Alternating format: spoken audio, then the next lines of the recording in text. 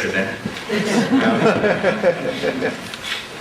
Well, thanks, Ross. It's good to be here amongst the economists. They call economics the dismal science. I'm here to tell you that my discipline is much more dismal and much less scientific. There are no graphs.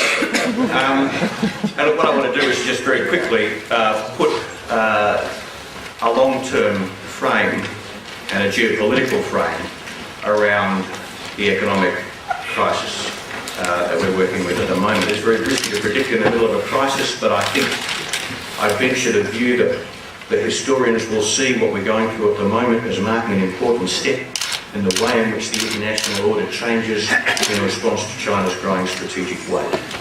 And it does that both because the long-term consequences seem likely to need to accelerate the economic power shift that's been going on now for some decades, and also that the crisis and the management of that crisis has brought more sharply into focus the way in which that shift in economic weight is shifting the way the world works and rendering less credible what was always to me a pretty incredible proposition, and that is that the international order could somehow swallow a risen China whole without fundamentally changing its shape. And when I say that the order seems likely to change its shape, I'm not just talking about new forums. Obviously the emergence of groups like the G20 and the concept of the G2 is itself a very significant indicator of these trends. But I'm talking about much more than different kinds of meetings with different participants. I'm talking about the order, the basic way in which states relate, which underlies it. And in thinking about the significance of China's rise and the way in which the present crisis affects it, on that order, it's very important to bear in mind that the order we're moving from has been both an extraordinarily successful one, or almost, I think, at least in Asia, uniquely successful in history, and terribly simple, that is based on US primacy. And it's no slight to China to say that, speaking as an Australian at least, I'm sorry to see the US-led, US-dominated order go. But not only has it been very good for Asia and very good, I think, for the world, it's been fantastically good for Australia. And it's not clear what follows. Now, the model that we've tended to have, the model that the international order would somehow swallow China whole without changing shape, has been most vividly and authoritatively reflected by Bob Zoellick in that marvellous phrase, responsible stakeholder. That phrase to me always raised a lot more questions than it answered. In particular, responsible to whom? And how did the idea of a responsible stakeholder as applied to China distinguish China from every other country in the international system?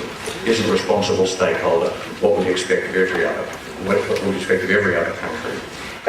It seems to me that one way of describing what we're seeing at the moment is the point at which that phrase responsible stakeholder has simply ceased to be credible. Interestingly, the Rudd government's new defence white paper, which I'll come back to in a second, used the phrase leading stakeholder, which sounds to me closer to it. And it's one way of framing the question is how you flesh out the kind of leadership that China might end up adopting. Well, partly to see the urgency of that, it's helpful to pull back a step. Power is a very complex thing in the international system. It's got many dimensions. Some of those dimensions have to do with ideas, the soft power. Some of them have to do with armed force, the hard power. But I just make the pretty obvious observation that the history suggests that the most fundamental form of power in the international system is economic power. It's hardly a coincidence that global strategic primacy has tended to follow economic primacy very closely throughout the modern era. The United States became the biggest economy in the world in about 1880, and its position as a dominant strategic player globally followed pretty swiftly.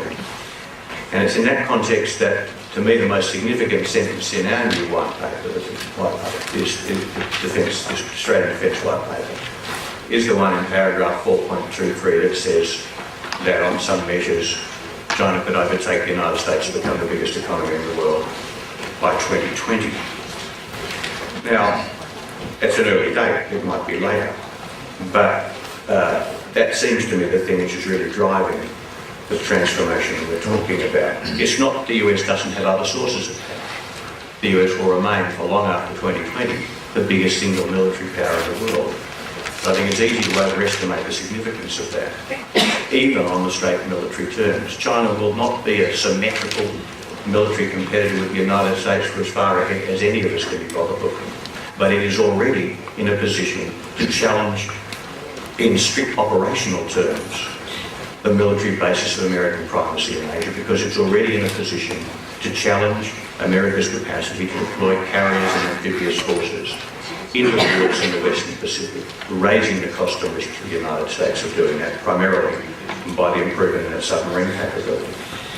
Likewise, America will retain, of course, a very strong position globally as a marketplace for and a generator of ideas of all kinds. But I do think that the most the surest indication of China's future strength, the risk of sounding self-interested as an academic, is China's immense investment in education. And I do think we've moved a long way from, very quickly, we've moved a long way from the point that George Bush could articulate in 2003 when he said there's only one universally valid model for a successful society in the 21st century. That seems like a long time ago. So the question is, what will China do with its power? The first thing, of course, is that it's not going to rock the boat. China has an immense interest in order. But the difference is that we have no reason to assume that the order that China believes that that order has to be based on exactly the same distribution of power and authority as the one we've moved from. China, I'm sure, has a view of a stable order in which it plays a significantly bigger role. And there's nothing wrong with that. Why should China not seek that? I would say it seeks at least equality with the United States in the way that order works. And quite probably would strongly prefer some form of leadership. The form of that leadership is a very interesting question, but there are lots of forms of leadership that China could adopt in a global order which would not necessarily be incompatible with that order being stable and prosperous and as congenial to the rest of us as the order we've lived with for the last 40 years. It would just be different. But any conception like that will bring China into what seems to me like to be very sharp competition with very deeply embedded American expectations. America does have a choice as to how it responds to China's growing power, whether it chooses to compete with China to preserve the primacy which has been the foundation of global order for so long, or whether it concedes a measure of power to China and accepts and is prepared to negotiate a new kind of order. The Bush administration described China a few years ago as a country at a strategic crossroads, and of course it is. But so is America. That choice for America is very profound. In the end, it boils down to a choice between preserving its primacy and preserving stability. For America, that hasn't in the past been a choice. Preserving stability, its primacy has been the foundation of stability. In the future, that might not be as simple. So America's choices are as important as China's. The good news is that there's lots of incentives to get it wrong.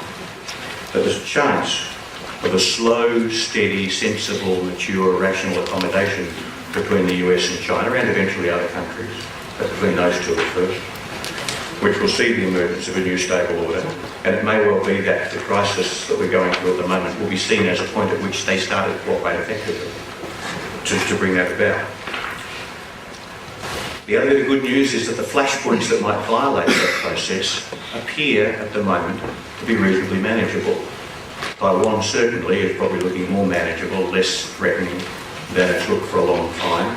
I don't regard that as a permanent and irreversible trend, but it's certainly welcome to it as far as it goes. And North Korea, for all the problems that North Korea poses, is at least an issue upon which US and Chinese interests and objectives appear broadly to converge.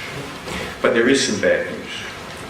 One question in my mind is whether the changes that will occur in the US economy and the Chinese economy and the way they interact as a result of the global financial crisis and a wind away from global financial crisis will not weaken the basis of economic integration which is so important in stabilising the relationship between the two.